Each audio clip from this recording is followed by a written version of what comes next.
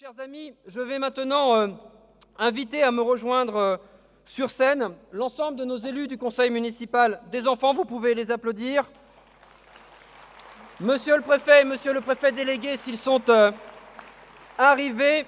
Messieurs les sénateurs, on les applaudit très fort également. Laurent Béteille, président d'Union des maires de l'Essonne, et Serge Dassault, qui nous font l'amitié d'être avec nous. Nathalie, qui arrive. On peut les applaudir, s'il vous plaît.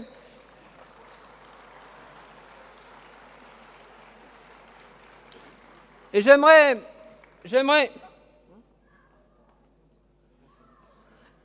C'est ça, c'est une nouvelle couleur de la République. J'aimerais également que l'on applaudisse, ils ne vont pas nous accompagner sur scène, mais ils me font l'amitié de leur présence ce soir. Mes amis Vincent Delahaye, maire de Massy, on peut l'applaudir. Monsieur Serge Poinceau, maire de Vigneux. Mes amis Ralil Meroun et Abderrahmane Amari, que j'ai salué tout à l'heure.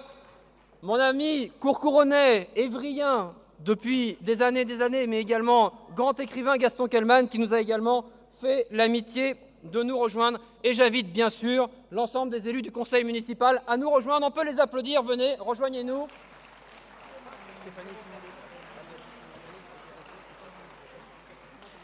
Allez, venez, mettez-vous un petit peu au fond.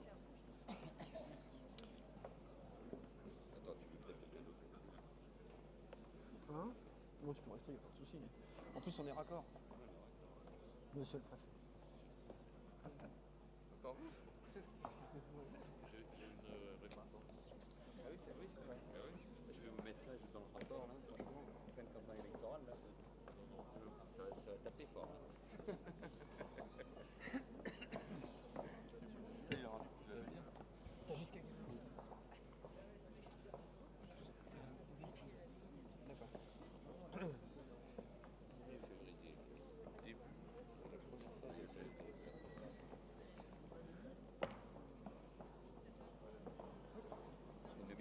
Hein?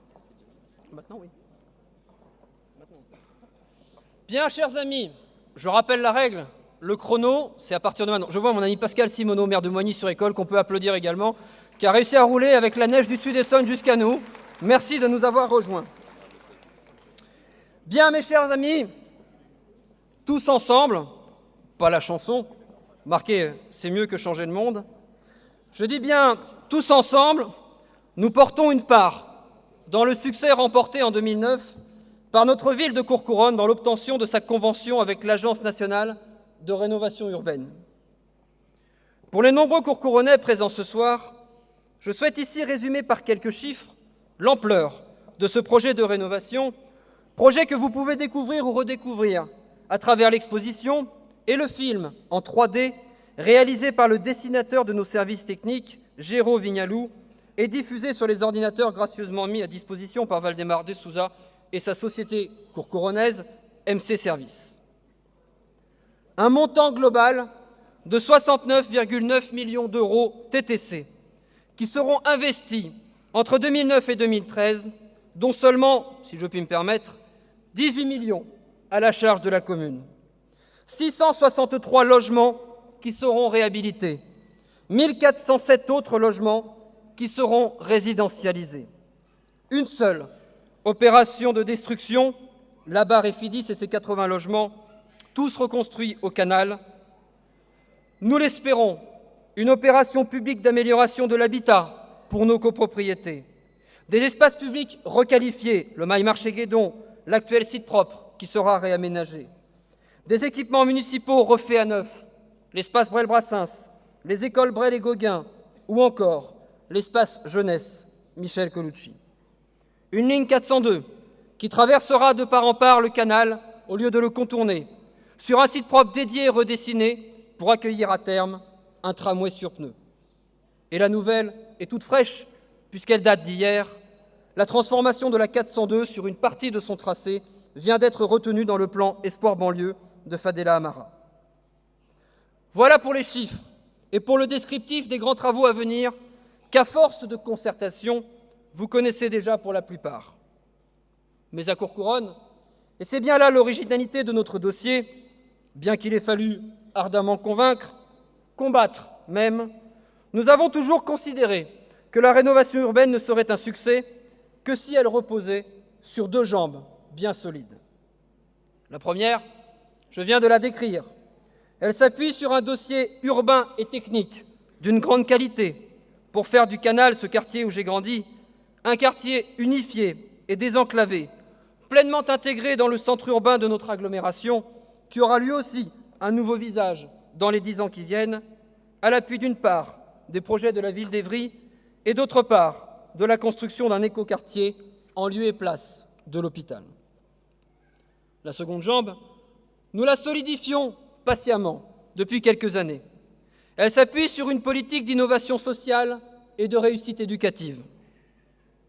L'innovation sociale à Courcouronnes, c'est le premier atelier santé-ville de l'Essonne, ouvert en 2006, et qui permet d'engager des actions efficaces de prévention en matière de santé, et ce, bien sûr, au plus près des situations problématiques. L'innovation sociale à Courcouronnes, ce sont aussi les jardins familiaux, ouverts en 2009, l'aide au loyer pour les plus fragiles d'entre nous, ces chantiers écoles qui permettent à nos jeunes de se former.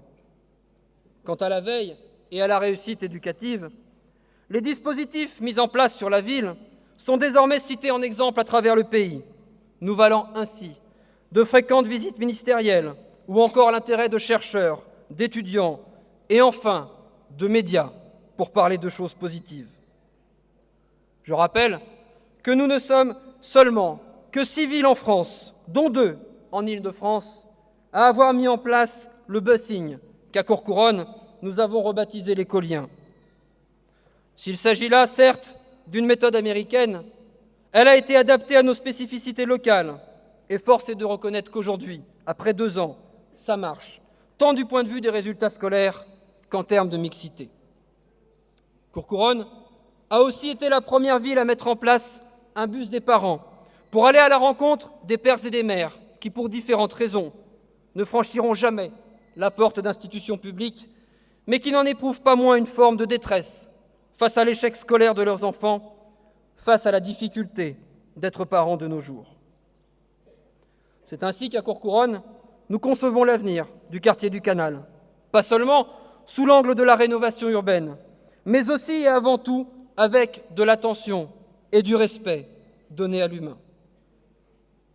Je ne tirerai aucune fierté à passer au journal de 20 heures pour expliquer que la rénovation de tout un quartier passe par le dynamitage de plusieurs tours ou barres d'immeubles. Non pas que ce ne soit pas nécessaire, ici ou là, mais l'enjeu primordial pour l'avenir de notre cohésion sociale est bien de s'occuper des habitants qui logent dans cet habitat, aujourd'hui si facilement décrié après avoir été encensé il y a encore moins de 30 ans. Depuis 2003, normalement ce n'est pas à cause de moi, depuis 2003, grâce à la volonté de Jean-Louis Borloo, l'ANRU a réalisé un travail phénoménal dont nous commençons aujourd'hui à récolter les fruits. Rien qu'en Centre-Essonne, l'ANRU accompagne la métamorphose de quartiers entiers à Corbeil-Essonnes, Courcouronnes, Évry, Grigny ou encore Rissorangis.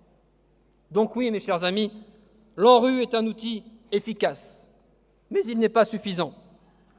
Au lendemain des émeutes de 2005, l'État avait apporté une première réponse par la création en mars 2006 de l'ACSEI, l'Agence nationale pour la cohésion sociale et l'égalité des chances, dont j'ai la lourde charge et l'honneur de représenter les maires de France au sein de son conseil d'administration.